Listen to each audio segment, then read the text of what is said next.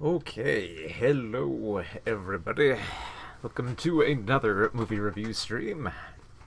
My name is Mark McPherson, film critic for movieswithmark.com, filminquiry.com, and twincitiesgeek.com. So we're on August now, and we got a few more films to review here before the summer's over and we start getting into the busy fall season. So what do we got today? Well, we got Strays, a new raunchy dog comedy. I say that as though we get a lot of those, but we don't. But temper your expectations with that one.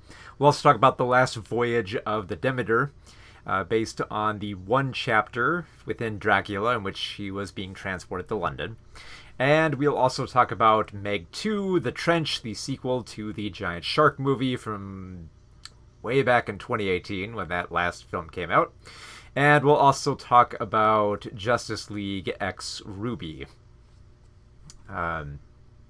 So yeah, not exactly the greatest lineup of films to talk about for good reason. Good to see you, Hannibal Grimm. Say you there in the chat. So yeah, this is not gonna, like, usually I kind of look forward to August because like it's kind of like the wild card month for summer, because like you expect like the bigger budget blockbusters to all drop in like July and June and around that time, and then August is like open season for smaller films or more divergent films. And to the credit of the films that are in theaters right now, yes, we are getting a lot more of that. Just it's gonna be a struggle. So if you like this, if you like movie reviews and other such things, be sure to like and subscribe to this channel. Be sure to also check out, I have a Patreon in which you can be updated on the books that I'm currently writing. I'm currently writing one on the history of Saturday morning cartoons. Let's see, Hannibal Grimm says, yeah, it's January take two. Well, it's kind of, well, the thing is, like, January can also kind of be like a wild card month. Because there are some times where it's like, sometimes films that are not given a chance can end up in January sometimes. It's like August is the same deal. Like, I mean, we're coming up on like what is the dead zone for the box office, which is Memorial Day. Memorial Day always has like the worst box office. Like the highest that the box office has ever gone on that day was with Shang-Chi and the Ten Rings, making about $90 million. And that's the record at the time. Like, the previous record holder, I think it was Rob Zombie's Halloween, and it had like 20 million. No, wait, I think it was like more like 30 million. But yeah, it's low. So usually, like, usually, like, people, like, I mean, studios will just, like, give up on that weekend. Because it's like a box office dead zone. Even really good films released during that time will always do poorly at the top, so usually they put on a classic around that time. So is it Demeter or Demeter? Somebody, I saw someone post this on like social media. It's like, man, I wish there were some trailers where the person actually says, the announcer actually says the name of the ship, so I know how to promote it, to say it. And I just imagine, like, if they do that, the trailer voice is just gonna be really quick. It's gonna be like a 15-minute spot. It's gonna be like the Last Voyage of the Demeter currently in theaters. They're just gonna like spit it out. You and I both know that August is State Fair versus the box office in State Fair. Well, we got the State Fair in Minnesota. I mean, but I mean, it's not just the State Fair. Like, it's always been that way. It's all, there's usually nothing big at the theater, and if it is, it's like it's a gamble. So, but yeah, so like September will kind of be a dead zone. Early September at least. We'll get, there's the whole big push for Saw Patrol, which honestly, like the push for Saw X and Paw Patrol, it's like those films would do fine even without the social media campaign. Like, they're not expensive films. Like, the average budget between them is like 30 million at its highest. They have good word of mouth. People go to see these films in drove. They have a good track record. So it's like, it'll be fine, I mean, yeah, it's cool with like with like Barbie and Oppenheimer, but like that was, I mean, like those films had to do well. Like even if like Paw Patrol and Saw X, Saw 10, however, if you want to count the Roman numeral, even if those don't do as well, they're still fine. Like they're cheap productions. I'm just tempering expectation here because like they're both gonna do fine at the box office, but everyone's gonna talk about, oh yes, Saw Patrol won the day. It's like they're much more divergent than Barbie and Oppenheimer, like by a wide gap. Not as many people. I don't want to generalize too much, but not as many people who go to see Saw are gonna go to see Paw Patrol, and vice versa. I mean, I know people will, for the joke, they will, obviously, but it's a weird push, I'll say. It's nothing against, like, you know, wanting to promote films and all that. I mean, obviously the studios probably love these double bills, but yeah, tempered expectations. They pushed Dumb Money back to October 6th. Yes, yep. Well, I mean, if we're being honest here, like, a lot of films are going to be pushed back. Like, it's the same deal with, I think, what was it? I think it was with October, like the entire fall lineup of 2021 was like, it was like a game of chicken. They were trying to see which film would be pushed back further and which one would hold position. Like, I think they were like, at one point on, in one weekend in October, there's going to be 4 big films that were going to release that time. It was going to be like Dune 2, that animated film, Ron something or other, and then Jackass 4, and then like another big film was going to release that time, and they pushed them all back. But now, because of like the strikes, we're kind of coming down to the wire of studios deciding whether or not their films are going to debut this fall. Like, it feels like there's kind of a game of chicken going on between like Dune and Miss Marvel, not the Marvels, to see which one will like pull out first for like the IMAX screenings, or which one was it? Ron's Gone Wrong. Yeah, that's what I was thinking about. Which I think still aired during October. I think it just shifted dates. So, but yeah, like it remains to be seen. Like we'll have to wait and see. By the end of like August, I think like the fall slate will pretty much have to be approved. Because like, but in 2021, it was very touch and go. It's very like, you know, if the pandemic is like picking up, or there's like competition that's going to be pushed back, they're going to push it forward into the future even further. And it's like it's the same deal, except this time it's not COVID, it's the strikes that are debating whether studios want to like save their trump card for like later next year, because like next year is going to be like a problem if the strike doesn't get resolved soon. So yeah, don't count on any fall films just yet. Like generally, if it's a month before, then we'll be fine. Usually, nothing's written in stone yet. So. Okay. Well, let's start off with the big film coming out this weekend. Let's see. The raunchy talking dog film. Okay, let me get some water here. Okay, let's get ready to talk about doggies. In 3, 2, 1.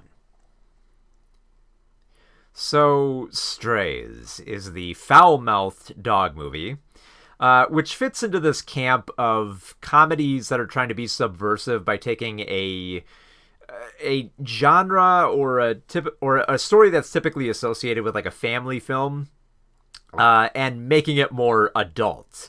But by making it more adult, it essentially just means, you know, more profanity, more bodily fluids, more sex jokes, more vulgarity. And that kind of becomes, you know, all that the film has to offer. So this Strays fits into that camp of films like Sausage Party and the Happy Time Murders, where it was all about, you know, taking a convention usually associated with family films and then just kind of like, you know, kind of like snipping the wires that usually like constrain it to a PG rating. So characters will get to swear all they want. They'll get to talk about sex. They'll get to have sex. They'll get to show poop, get to show bodily fluids, all the gross stuff that you typically wouldn't be able to do.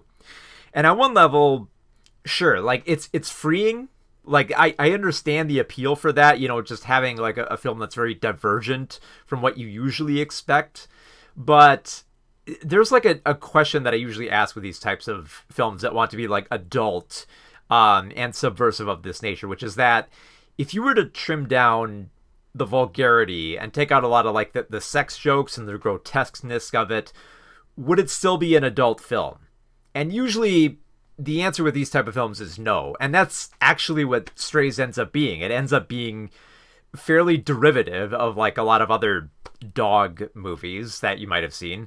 And it just kind of just peppers it with, not even just peppers it, just like slathers it in all the vulgarity to make sure that it's going to be an R-rated film and raunchy, and it's like, like this ain't your daddy's doggy movie, and that's really all it has to offer. And on that level, if that's all you're seeking, you'll probably like the film. But if you want something more and you're used to like a lot of like the adult vulgarity of like an R rating, there's not a lot here. Like, I don't want to generalize and say like only teenagers who want a divergent film are probably going to love it, but that's kind of what it comes off of. So stop me if you've heard this before. So the premise is that Reggie, a dog who's voiced by Will Ferrell, is in a toxic relationship with his owner, Doug, played by Will Forte. And their relationship it's a toxic one. Like, Doug is a guy he was unfaithful to his girlfriend. His life's a wreck. He spends all his time getting stoned. He tries to get rid of the dog. He insults the dog all the time. But because Reggie doesn't have enough of a perception about the human world, he just assumes that this is the way all relationships are. So he thinks that every time that Doug tries to get Reggie out of his life, it's just a test of like his faith to prove that he's a good boy, and that if he just keeps coming back to his master, that he'll finally find love. And unfortunately, like he comes to that realization later when he's abandoned in the city, and he's visited by other dogs, including Bug, played by Jamie Foxx, who's just an uproarious stray of the streets. There's Hunter, who is a therapy dog, voiced by Randall Park, who's a little nervous, a little neurotic. And then there's Maggie, voiced by Ilsa Fisher, who mostly just wants attention and to like be acknowledged. And they basically, Maggie and Hunter kind of have a will they won't they relationship going on. And Bug has a little bit of pathos for being abandoned on the street after his experience with an owner went south.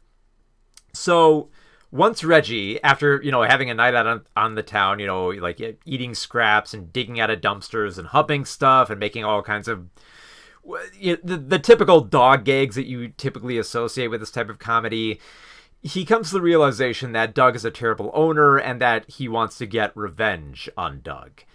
And his idea of revenge is to bite his genitals off. And the film kind of delivers on that promise. So on one level, I kind of do have to acknowledge that Strays does deliver what it promises. It, like I said, it lays out this plot about Doug wanting revenge on a toxic relationship and being determined to bite a particular part of the male anatomy, and he does indeed do that. So it's like, kind of like watching this film is like, like that scene in Arrested Development, where everything the film is labeled as, you still open the bag and you're just like, I don't know what I was expecting, but there it is.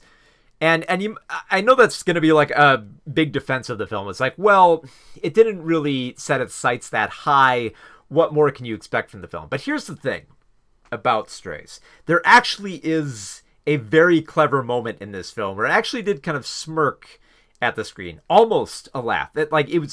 I was trying, like I was hoping for something to make me laugh here. And there's one moment where it came close, which is they do a great parody of this 2017 film called A Dog's Journey, in which this dog keeps getting reincarnated, and the story is told through his eyes of basically growing up with his master and trying to help him find love.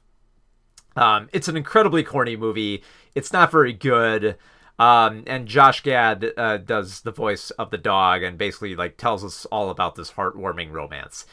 They actually get this film, Strays, actually gets Josh Gad to voice that same dog character, and they do kind of riff on it a bit. Like the characters will come by and they'll just say like, "Oh, it's a narrator dog. No one cares about him," and Josh Gad actually gets in a good jab by manipulating the dialogue, so like he's not actually telling the story of a romance, but the story of a serial killer.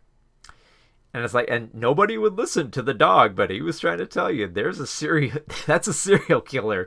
And it's like, that's a pretty funny moment. And it's like, if the rest of the film had been like that, not just making fun of A Dog's Purpose, but like all the other dog type films, like, it could like make fun of like Lassie and Homeward Bound and Old Yeller, and just like them passing by all like these vignettes on their wild road trip. That actually could have been really funny and fairly subversive, and more to the point, it would be more satirical to like the dog films that this type of movie is trying to subvert. But unfortunately, in its place, we get basically every dog joke that you could make in an R-rated movie. So, jokes about humping, jokes about, how dogs perceive fireworks, jokes about wanting to be called a good boy, tail wagging sizes, you name it. You can go down the list, dogs pooping, dogs demanding the attention of humans. And it goes down the list. And it really reveals something. I think by like the midway point of the film, where they have this big montage of like all these dogs pooping so that they can make a jail escape, and then at one point trying to use like an erect part of the body to make their escape. It becomes clear, like, okay, this is like, you can feel like the ceiling of this concept being slammed into, about how many gags you can do with dogs by that point.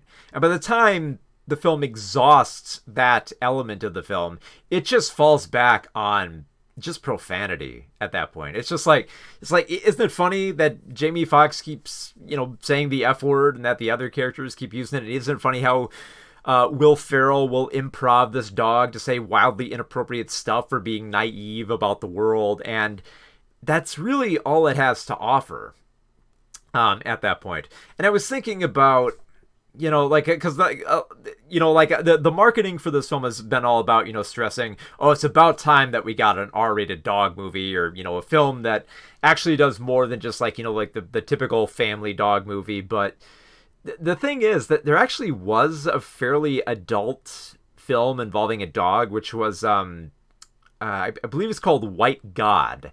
And it's essentially, like, I thought about that film when I was watching Strays, because White God is all about this dog who's abused and abandoned on the streets and tries to find his way back to his master, but while doing so grows to hate humanity and despise it, and basically leads all these other dogs on a violent rampage of just destroying humanity while he finds his way back to his master.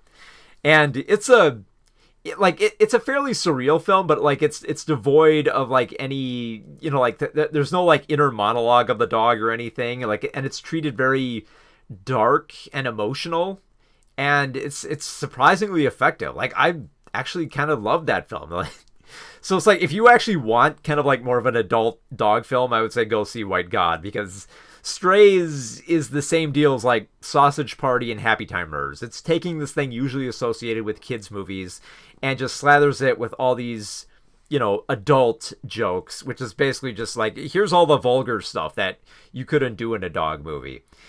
And like I said, if that's all you're expecting, because I know a lot of people are probably going to like the film on that merit alone, but when I think of all the other raunchy films I've seen that have been able to do way more subversive stuff, Strays just comes up short, especially for the fact that, they do a parody of A Dog's Purpose, which is a film that also starred Randy Quaid, and Strays also has Randy Quaid making a cameo appearance.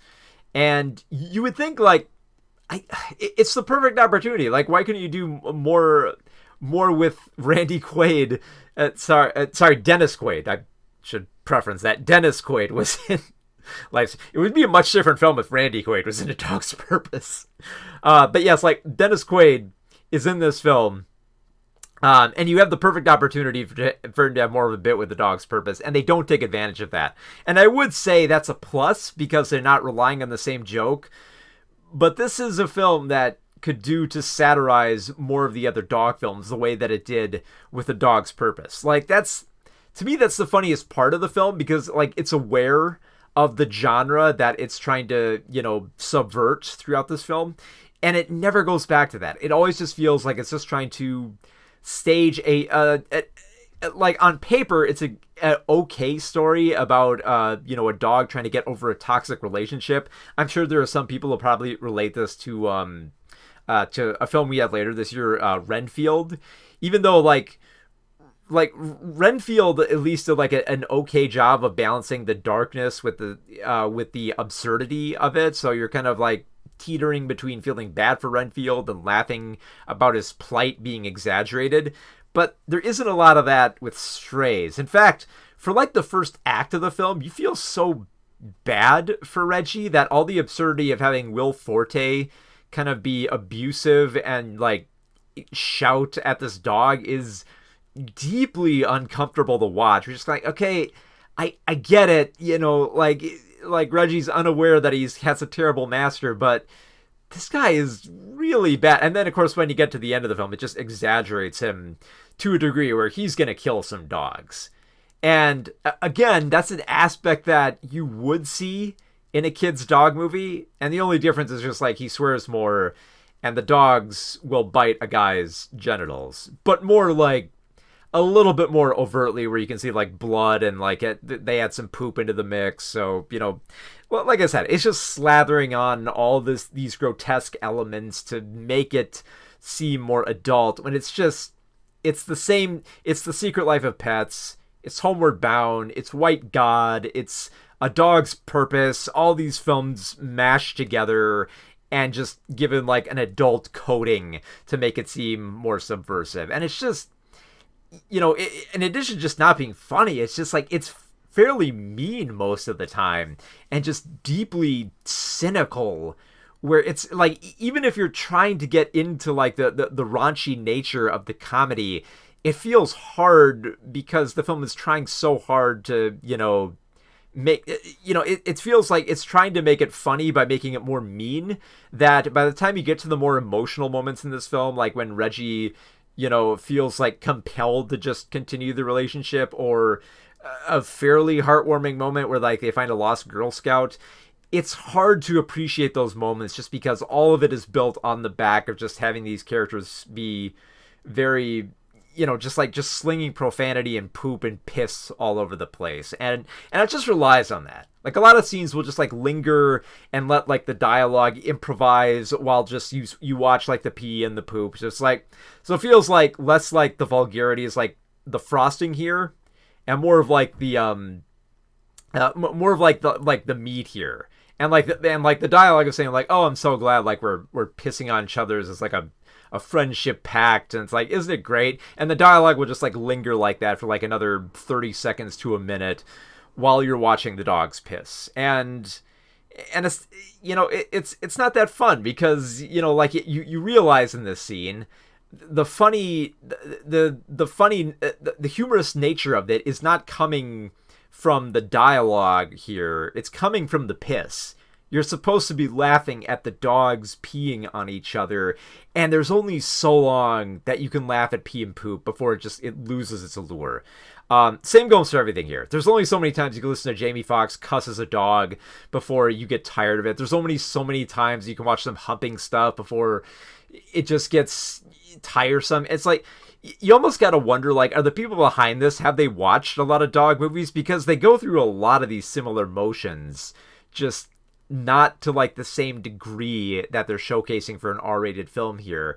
And it gets so tiresome after a while, where the bulk of the joke is just saying the F word or just saying the word penis over and over, hoping to get a laugh out of that. And on that level, having seen so many films that are raunchy and do manage to say something more with their material and actually make their emotional arc hit better. Strays is just it's just a film that just gets lost in all in its vulgarity, and it never recovers from that. This was just such a deeply irritating film.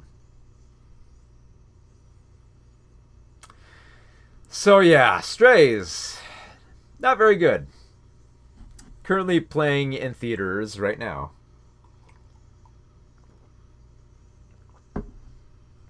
Watch at your own risk. Watch at your own risk.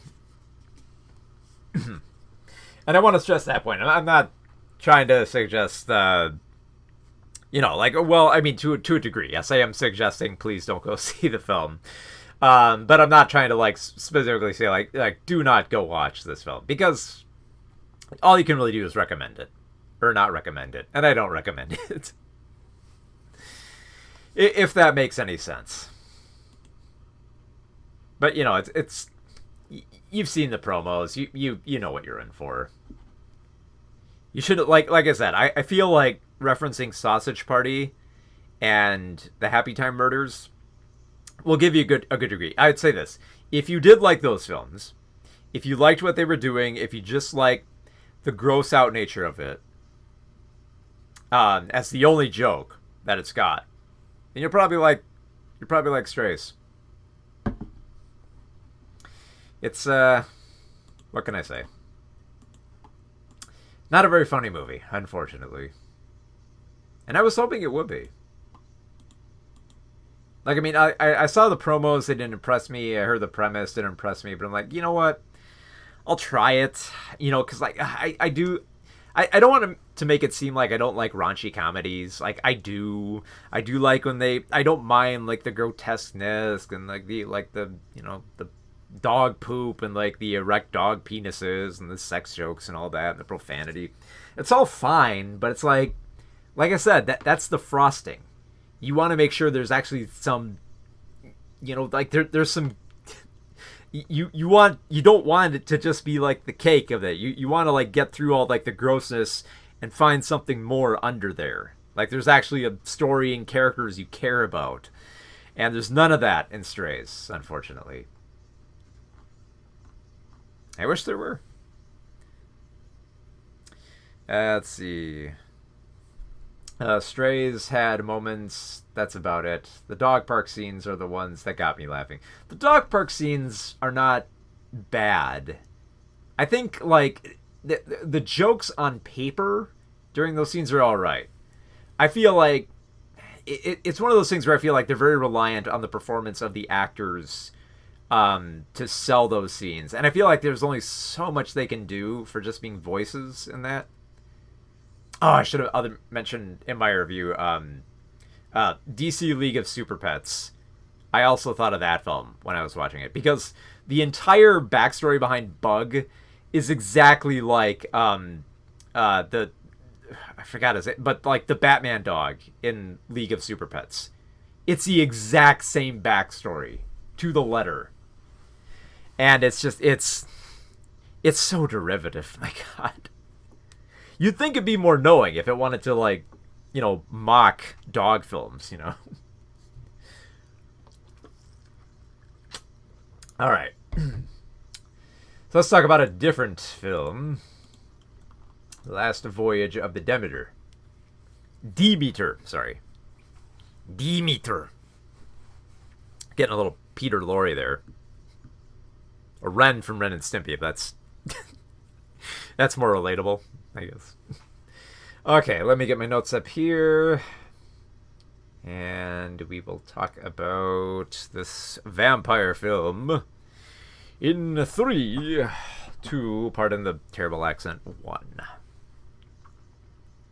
So, The Last Voyage of the Demeter is based on one chapter from the Dracula book, in which the transportation of Dracula to London is documented, in which Dracula terrorizes the crew of this ship.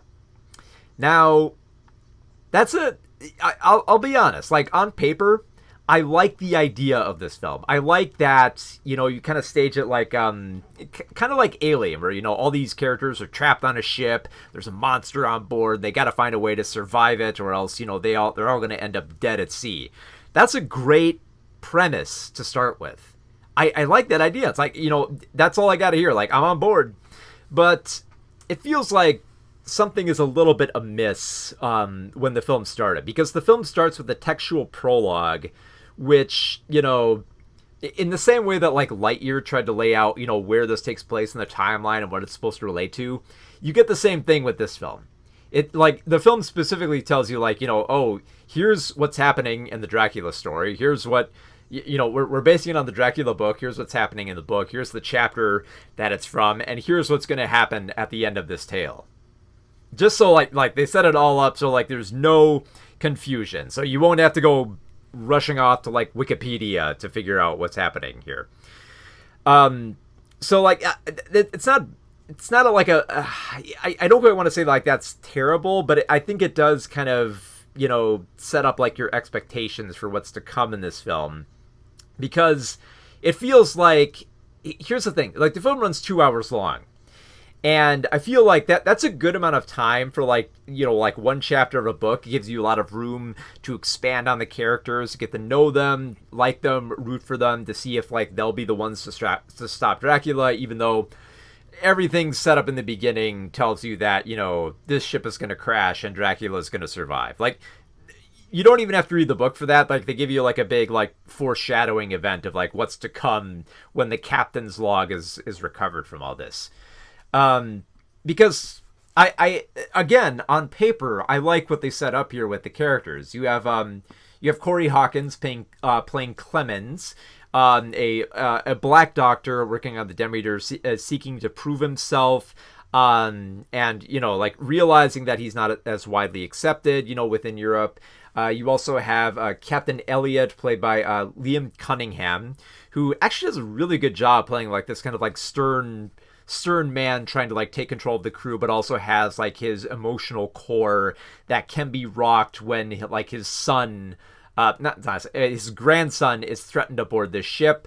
You also have Wojciech, who's the first mate, played by David, I always mispronounce it, David Dastmalchian.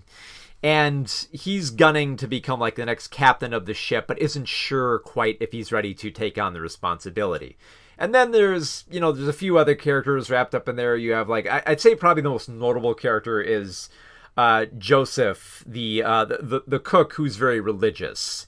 And he gets, like, a little bit suspicious of other characters if he senses, like, there might be something, like, a greater evil, like a demonic force might be aboard.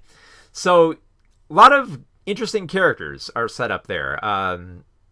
And there's, like, a lot of great, like, foreshadowing about, like, Dracula coming aboard. And you're, like, there's a good build up to him. You're kind of, like, waiting for this monster to come out of, like, the shadows, and he only comes out a few times here and there. And you get to see him bite, like, the necks of, like, the livestock, and, like, it becomes a bit of a mystery angle there.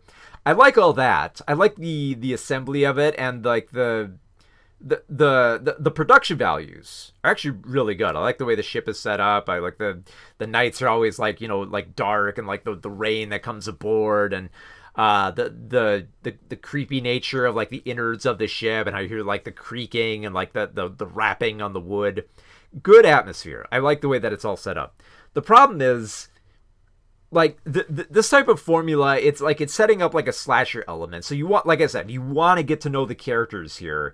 But it feels like the film doesn't spend enough time getting to know them as much. Like, for certain, we do get to know Clemens the most, but only to a degree that the film will allow us to. Because, like, Clemens, they establish as, like, a guy who's very much aware of the discrimination he faces as a black doctor in Europe during the 1800s. He realizes that he's not as widely accepted and that people will discriminate against him. But on another level, he also has an ambition to kind of, to find greater meaning in his life beyond just, like, the material and, just being paid for his job. Like, he wants deeper fulfillment that he talks with the captain about wanting to experience. And it's interesting, like on a philosophical level, I like it, but it it really feels like it only occupies one conversation and then just gets like shut down through there. So it just kind of like ends on like this, like it's rising. It's like, okay, this good conversation, and then it just plateaus. Like it peters off into like just like this simple platitude about how, you know, man is seeking more out of life, and, you know, maybe there's darker secrets we're not supposed to find. Not terrible dialogue, but it's dialogue you want to build on, and you don't get that as much. Like I said, Joseph is interesting for like suspecting people because he's deeply religious, but there's only so far that goes. Wojciech has desires that don't go as fully realized. Captain Elliot has this aspect of like, wanting to settle down in life and wanting to pass on a legacy, but we only get bits and pieces of it in between all like the creepy scenes of like, Dracula lurking in the shadows and eventually coming out as this grotesque bat form that sucks the blood out of everyone aboard. And I will say this, again, another thing that it's a great concept. I like the idea of making Dracula within this film not this force that would charm people, but just being like just this monster that just viciously tears up the entire boat. But on another level, the way that you view him through this film, like the way that they portrayed the character, Dracula could be any monster. Didn't even have to be a vampire. Could just be any winged demon that could be on the ship for how much he stays in the shadows and the types of kills that he engages in, which, like the kills are kind of like, I don't quite want to say like restricted, but they kind of like lose their allure after a while. Like they're set up well. Like I like the way that Dracula kind of like stalks his prey. Like sometimes he'll be like on the surface of the ship, just kind of like lingering around like the sails, waiting for a moment to like swoop in. In other scenes, like when he's in cabins, like he'll just kind of hide in like the perfect spot within the shadows where like if the light comes through the porthole just right, you'll kind of see like his visage in the back there. Good staging and all that. And it's like I said, everything seems like the way that I'm describing it here, like it should work. Like it should be like an exciting, kind of like Alien with like Dracula aboard a ship type of film that, will be exciting for the horror that follows. And yet, like, I just feel like, like I kept waiting for the film to bring me in further and get to like these characters and root for them to live, even though I know they're not. And it just feels like I don't get enough of that. And I think this is best personified through when the film introduces Anna, played by Aisling Franciosi, and she's viewed as a stowaway, but she's mostly just like Dracula's snack that he keeps aboard to feast on every now and then. So she has the most knowledge of Dracula, and it feels like the film is trying to build her up as the badass warrior who gets to like, cock the shotgun and take charge and be the one to actually like, fire back at Dracula, which is cool. I like that the film does have her like, blowing away doors and shooting at Dracula with a shotgun. Those are cool moments.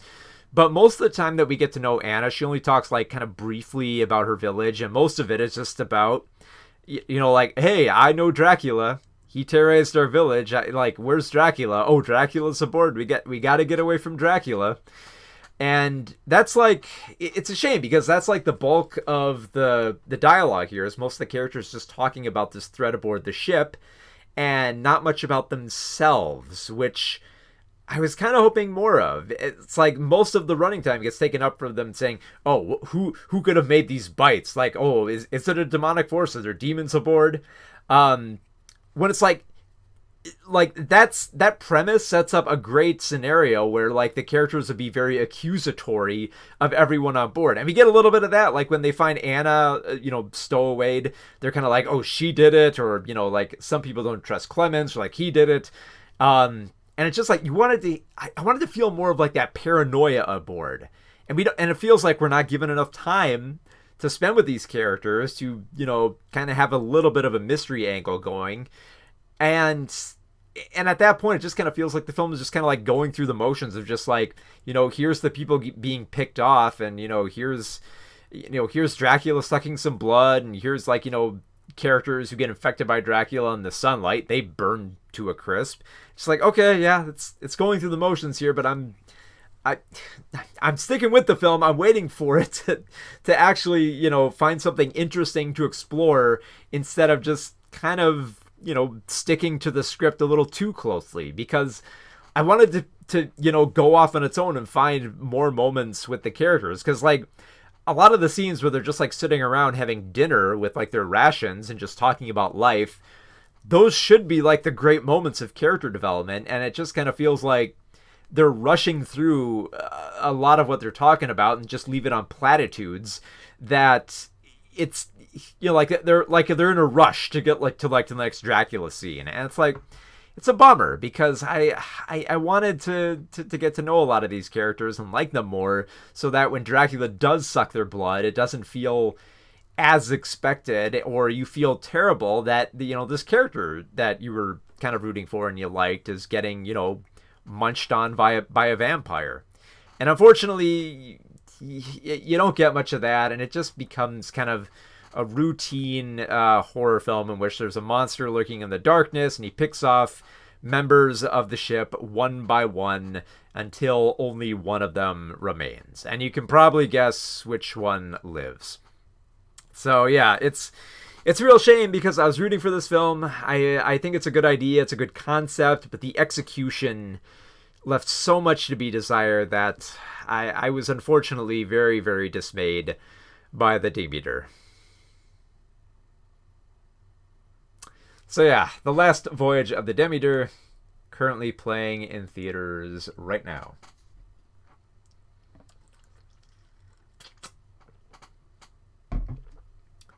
Dast Malchian? Is that how it's pronounced? Okay, yeah.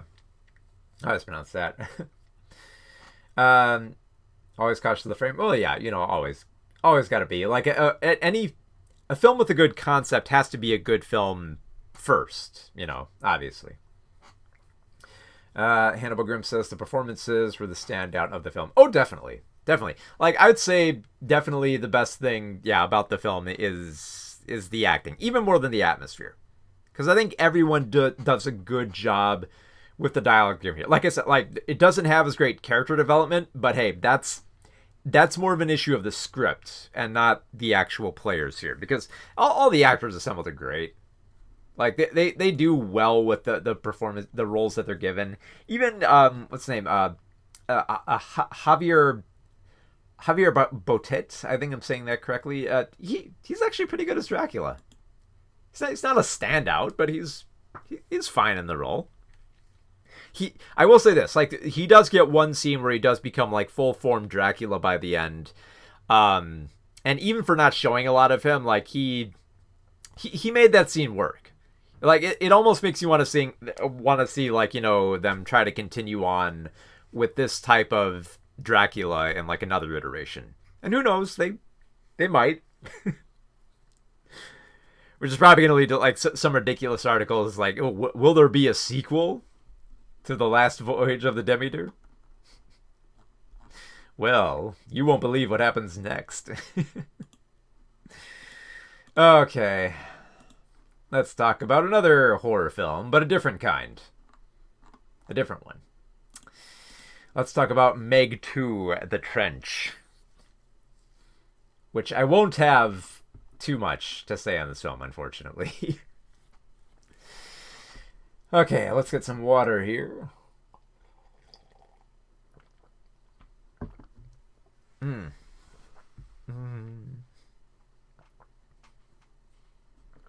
moment here.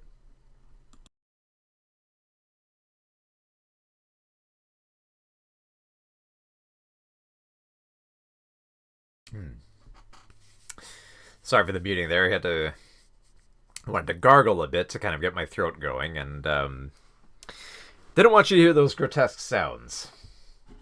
I don't want to be that type of streamer. So, all right. So let's go with the Meg 2. Here we go. In 3, 2, 1. So, the Meg 2, The Trench, is the sequel to 2018's The Meg. And, you know what's actually interesting about these films? It's like they're actually based on a series of books. which I found pretty fascinating because like I believe like the first film is based on a book called Meg something or other, but then it actually had a sequel called The Trench, and so then we get the Meg 2 obviously is the Trench. So yeah, anyway, yeah, I should get to the film. So the film stars Jason Statham, and I gotta say, do you ever think it was weird that like Jason Statham keeps coming back to like the Fast and the Furious films? Like, cause I feel like he's mostly playing the same. I'm sorry to keep doing this bit. I'm trying to find something more to talk about here because the Meg 2, The Trench is. It's there's not a whole lot to say about this film. It feels more like a retread of the first Meg movie, which is like it's trying to be that campy, goofy, giant shark movie where there's lots of ridiculous kills. There's a lot of like winking at the camera. There's lots of like thrills and campiness to it. And it's one of those things that's like the first film didn't really grab me on that angle because I feel like it's a big budget monster movie or creature feature if you want to call it that, and you usually expect those films to have like some level of like a level of like control where everything that you want to be up on the screen that's supposed to be scary and supposed to be funny is going to be there with like the special effects provided. And like it, because like it's a different feeling when you've seen like like the dozens upon dozens of direct-to-video TV special sci-fi movie of the week shark films, like Megalodon versus Giant Shark, and was it Mega Shark versus Giant Octopus, and Megalodon versus Bigfoot. I swear to God, that's real. Because like you kind of laugh at those films because like they're cheap, they're poorly made, they're ridiculous, and they have unintentional comedy to it. And with Meg, it's trying to it's trying to be like that type of film where it's where you're supposed to kind of laugh at it, and it's kind of supposed to have like this tongue-in-cheek nature. And I was kind of hoping for that with Meg to find like a lot of like the funny moments here, but it's weird because like it didn't work as well for me. Like the kills were okay. Like I love the fact that the Meg terrorizes like this giant beach. Even though it felt like, because it's PG-13, it felt like the kills weren't as over the top and ridiculous and gory as they could have been. And it felt like there was, like too much of like a watchful eye on it. Like I thought back to the first film and how there's going to be a scene where like there's a small dog in the water and the Meg comes after it, and you definitely can tell like it feels like there was a note there that like at the end of the film showed the dog surviving because nobody likes watching the dog get eaten by a shark. So Meg 2, The Trench, is pretty much the same deal. You have Jason Statham back as Jonas Taylor. He's a veteran diver. He has a history of dealing with unexplained phenomenon underwater. Even in the first Meg film, he had experience, so he has even more in Meg 2. And much like the Jaws sequels, it's just Jonas returning to the same line of work. He teams up with some scientists. They go to the bottom of the ocean. They explore an unexplored area. They end up opening a trench where some, at least this time, like, they have an excuse for, like, there's more minerals being mined and all that.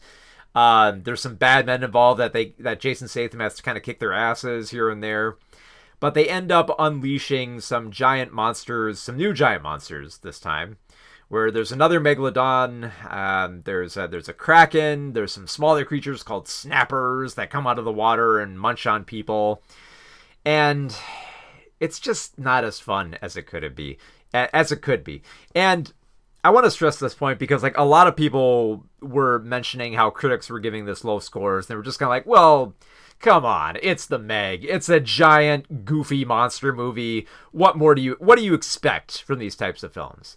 Well, what I expect from a film like, Meg is, it's a shark movie. It's a killer shark movie. So I want to see a lot of kills, I want to see it kind of almost have like kind of like a campy nature to it, where it's kind of like leading into the kills. I want to, have like at least moments that are trying to be horrific and terrifying. They don't have to be effective. Like I said, they're trying to go for that kind of, wink wink. Here's like the campiness that we're trying to evoke from like those B movies that were creature features type of deal.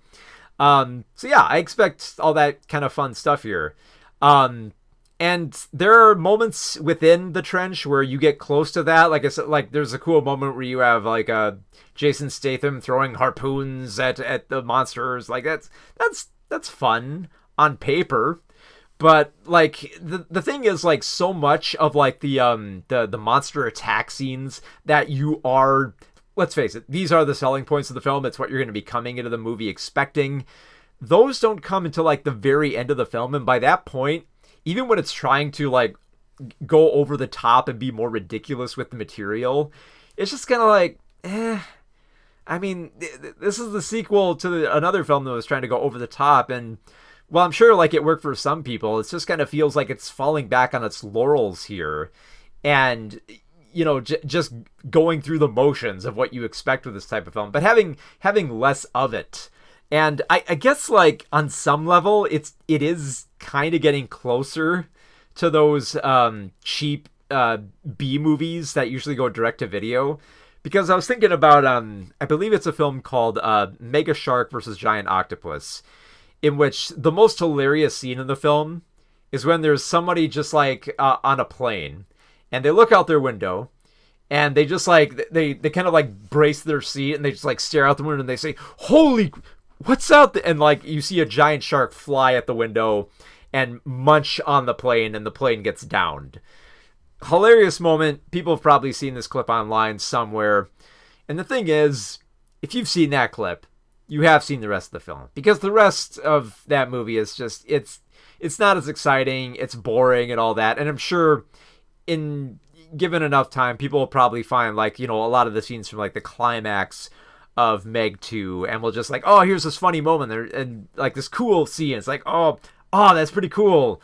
What's the rest of the movie like? And it'll be like, it's not that good. It's kind of boring. Like, it's kind of like going through the motions, and it's like, it's silly, but it's not silly in like a way where you're laughing at it. It's kind of like silly in that way where it's like, it's too earnest for like its own good, and almost kind of too knowing of the type of comedy it's trying to weave. We're just like, oh, okay, I get the kind of gag you're going for here, but it's not really working all that well. Which is kind of sad, because like this film is directed by Ben Wheatley, and if you look at like Ben's filmography of working on stuff like the ABCs of Death, and a great little underrated action comedy called was it like Free Fire, he actually has a good history of balancing horror and comedy to such a degree where I was actually kind of looking forward to the film to see what he could do with this material. And unfortunately, I don't know if it's like executive meddling, but it just kind of comes off like, like it's playing itself too safe, and it's not like, I don't want to try to suggest that like the film needs an R rating to be that kind of like ridiculous horror comedy, but you can't help but wonder, what if Ben Wheatley were allowed to do to make an R-rated Meg film? What could he do with that?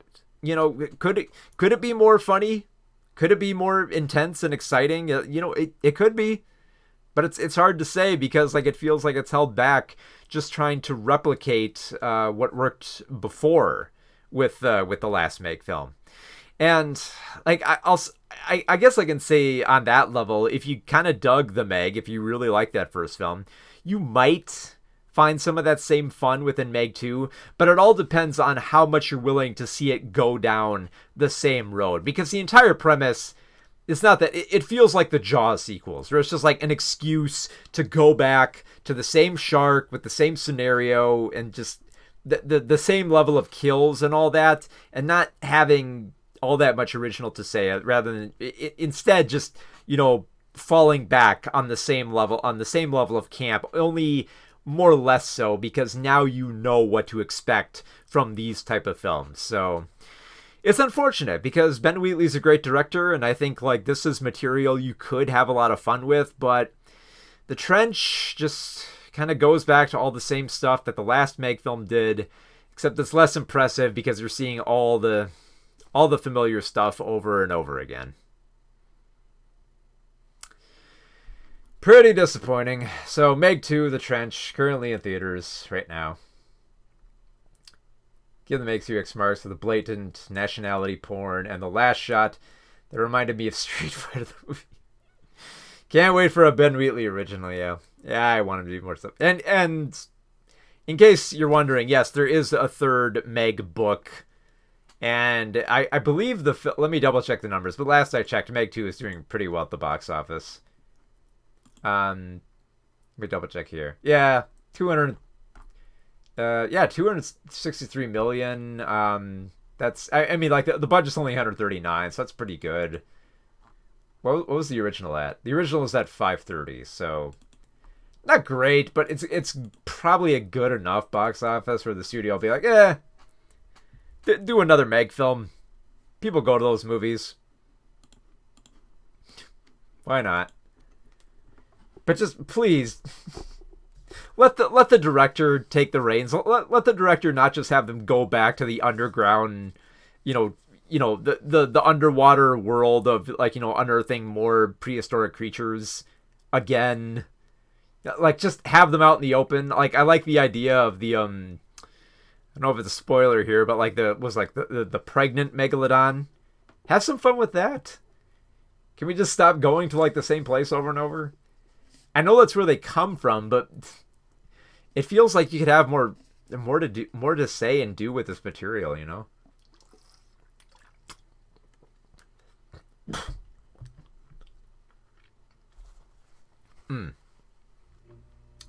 One moment here, I kind of gotta like clear my throat here. I'm gonna mute it and take off video for a moment.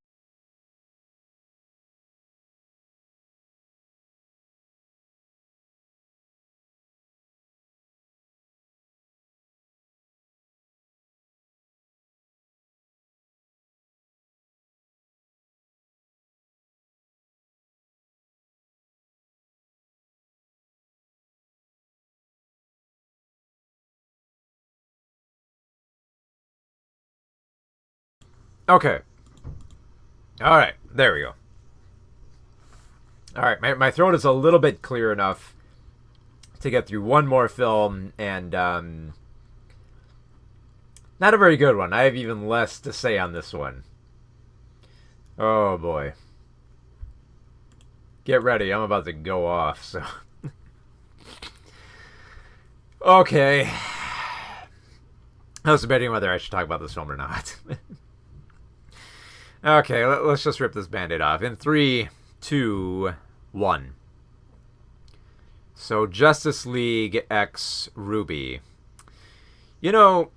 It's fitting that this crossover movie is not called something like, Justice League versus RWBY, or Justice League meets RWBY, or Justice League and the RWBY team up, or something weird like that. No, it's called Justice League x RWBY.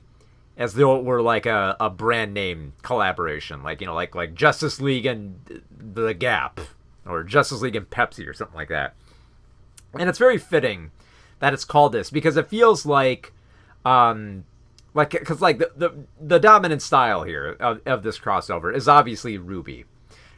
They set up the popular web series, with anime inspiration to basically have like some DC names attached to it into like its fantasy world that it's set up, which it could work, but like the way that it comes off here, like I said, it comes off like brand names, where it's like they're less interested in integrating the DC Comics characters into RWBY and more or less just want to have the name association for a story that fits within the fantastical world of RWBY. Now, cards on the table here. I've only seen I think up to like season 3 of RWBY, and then I kind of like fell off the map here, so I'm not as up to date on the RWBY lore. But like I'm fairly aware of it, where I can tell like who a few of the characters are here, to a degree. Like the character development is kind of just like had hills and valleys within RWBY that I found myself having a hard time trying to get attached to these characters. So on that level, like my expectations were a bit low for this film, and I expected like I'd probably be out of the loop in some of like the lore here. But to the film's credit, it does an okay job trying to get those who aren't as used to like this franchise or just coming in cold to understand the world of RWBY. Like I like the fact that the Justice League characters who are thrown into the mix here, which are Superman, Batman, Wonder Woman, Vixen, Cyborg, The Flash, Green Lantern, and I think that's it. That I think like there's another villain who they had here, but yeah, that's that's the bulk of like the DC Comics characters here, and they're all weirdly transported into this fantasy world. They have no memory of how they got there. They just remember they were fighting some giant villain, and now they're in the world of RWBY. But here's the thing. It's not just the DC Comics characters in the world of RWBY with like its cel-shaded 3D animation, but like it's the DC Comics characters bound by the limitations of that world. So instead of, appearing how you usually expect the DC Comics characters to appear, here they're transformed into being teenagers again, and they all have kind of like the same, more or less the same personality types and ideas of humor as RWBY.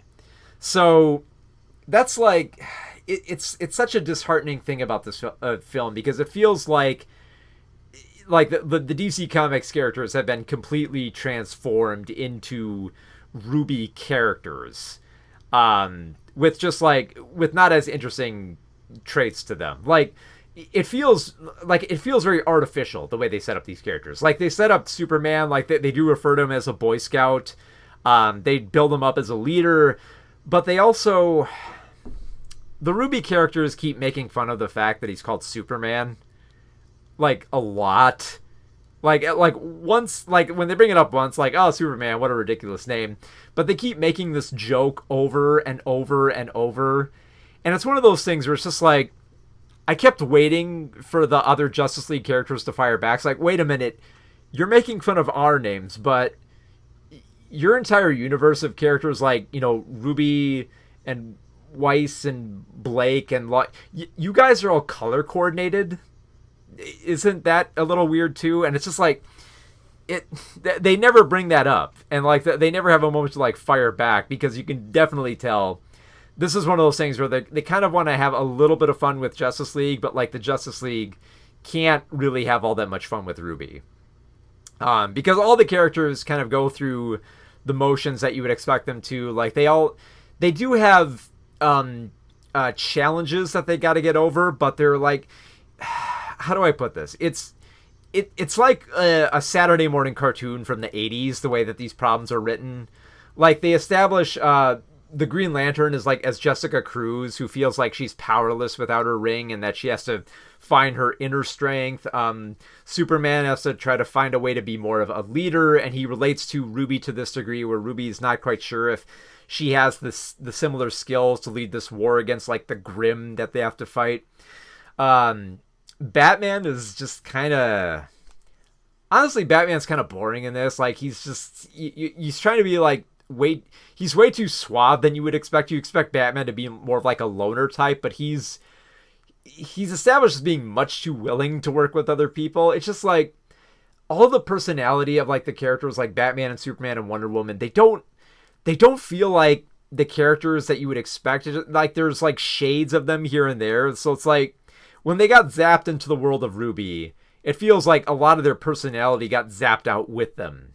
So it's like you're not allowed to have like Diana be all that boastful, or Superman all that standoffish, or Superman all that, confident and upbeat. While all these characters are, now they're teenagers, and now they all have the same problems as teenagers somehow, even though they're all adults, which, the more that I think about it, like that's actually an interesting angle to explore. Like, what if they were adults, but then they try to relate to like these teenage characters and tell them that, as an adult, you still have all the same problems as teenagers, and that just because we had all these superpowers and that we were a superpowered league, it doesn't, it doesn't mean that we don't still have the same problems. But a fundamental problem with this is that the RWBY characters don't have a familiarization with the Justice League themselves. Like, they have no idea who these characters are. So, like it feels like they're getting introduced to the Justice League in the worst way possible.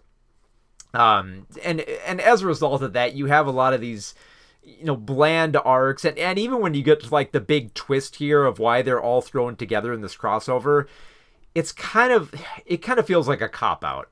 By the time you get to the end and you figure out like, oh, this has been like a manipulation of virtual reality, it's like, that's usually like a punchline that like Family Guy would use when they want to find a way out of a particular scenario, or describe it, or find like an easy way to resolve it quickly.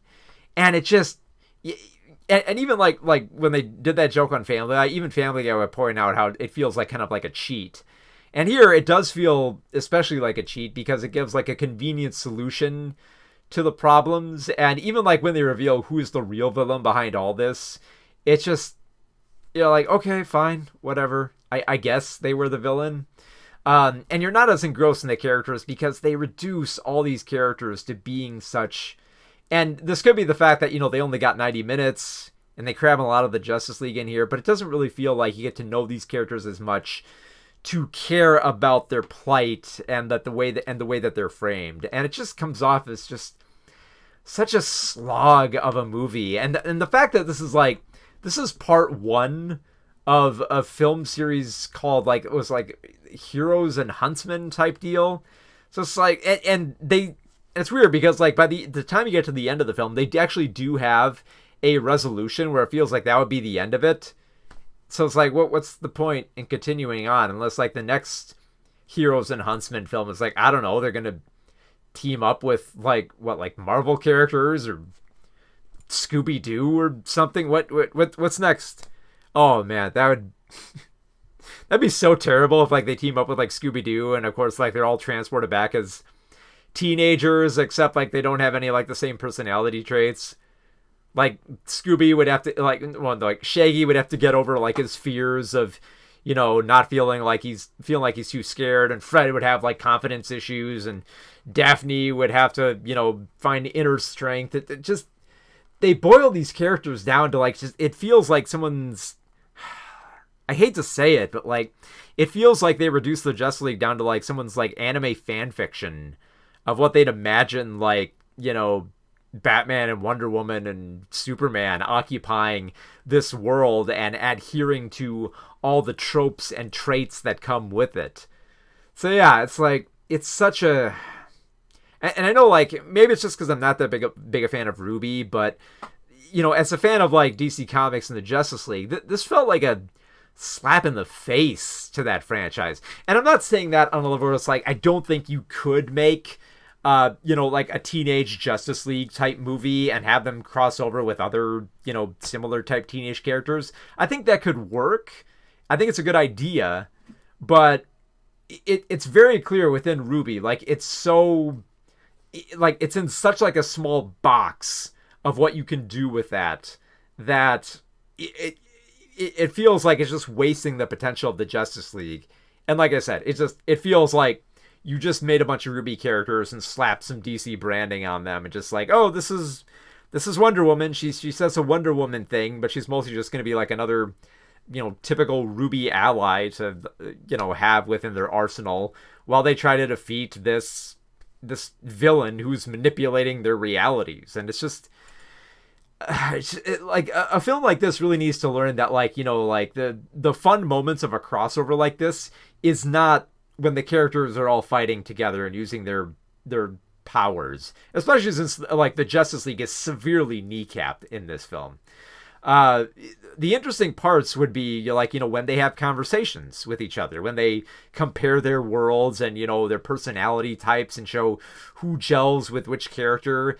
And it all just feels so artificial and not organic. We're just kind of like, okay, I know these are supposed to be the moments I care about, but they're not working. So it's like, I didn't care at that point. Could just go to like the fight scene. At least then they're not like stumbling over themselves and making fun of like the name Superman for like the 5th time in this film. It's like, yeah, it's like pot calling the kettle black here. Like, color coordinated anime characters commenting on how dumb Superman is. Like, come on, really? And they're not going to get a chance to fire back. They're not going to like make fun of like names like Grimm and all that. Like, come on. They could do something with this material. Like, it's definitely like, I would say it like this.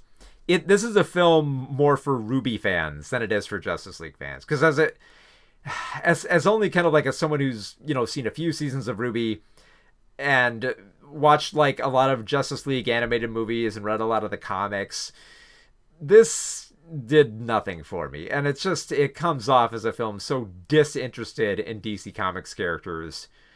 I don't know why. Like, you can tell, like, it's Justice League x RWBY. They wanted the brand name, and that's all this film is interested in with using the Justice League. So yeah, Justice League x RWBY is currently playing on Max, if you're interested. Should you dare to go check it out. Alright. So, let's do a little bit of a recap of what we reviewed on today's stream. We reviewed Strays, the raunchy talking dog movie starring Will Ferrell and Jamie Foxx. It's about what it is advertised as. It's a typical dog movie, except it has a lot more profanity and piss and poop and little else beneath its typical dog movie trope veneer. Sadly, not a good film. I also reviewed The Last Voyage of the Demeter, which adapts one chapter of the original Dracula book, and it has a solid premise of Dracula picking people off aboard a ship, and while its premise really works on paper, the execution leaves a lot to be desired. I reviewed The Meg 2, The Trench, the creature feature sequel to 2018's The Meg, which is more or less, it's just the same story over again, but with like less of that winking and campiness, and it could stand to have more ridiculous kills from the giant sea creature, which we sadly don't get enough of. And finally, I reviewed Justice League x RWBY, a painfully dreary film that wants to bring the Justice League brand into RWBY, but doesn't quite know what to do with the DC Comics characters, that it just falls back on making them generic teen characters. So yeah, this is the first stream I've done in a long time where it's just like, I don't really have a film among all that to recommend, unfortunately. But hey, there's down moments. There's, they can't all be winners, to quote Bad Santa. So you're not always going to have a great film. So gotta take the good with the bad. But hey, you know what? There's a lot of stuff to look forward to this year. We've got a lot of good films coming up. We got Dune 2. We got a new Martin Scorsese film coming out. Was it Killers of a Flower Moon? We have new David Fincher film coming out. An action thriller called The Killer, based on a French comic book. So there's actually some pretty cool stuff coming out. I'm actually looking forward to it. Even some of like the blockbusters coming out, like Disney's Wish and the Marvels. I'm actually kind of looking forward to those films. I think they might be, they'd at least be pretty interesting. So there's quite a bit to look forward to. I mean, tempered expectations, of course, big blockbusters. So I'm not expecting them to revolutionize the industry, but they're we're coming up on award season. So there's definitely like some smaller films that are going to be coming out worth watching. So always looking forward to tomorrow. So if you want to read my reviews, you can check them out on movieswithmark.com, filminquiry.com, and twincitiesgeek.com. My review of Last Voyage of the Demeter is currently up on filminquiry.com, and there will be a review of Strays later next week. So, and I mentioned that only because those reviews will be counting towards the Rotten Tomatoes meter. So that'll give you a preview of what to expect and how the meter will go up or down. In which case, they will be going down.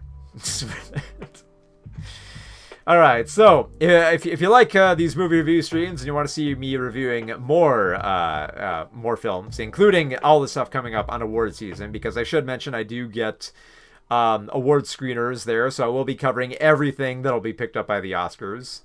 And I've been thinking about this. I've been thinking of actually streaming the Oscars, not the actual footage, but just like reaction to the footage, obviously.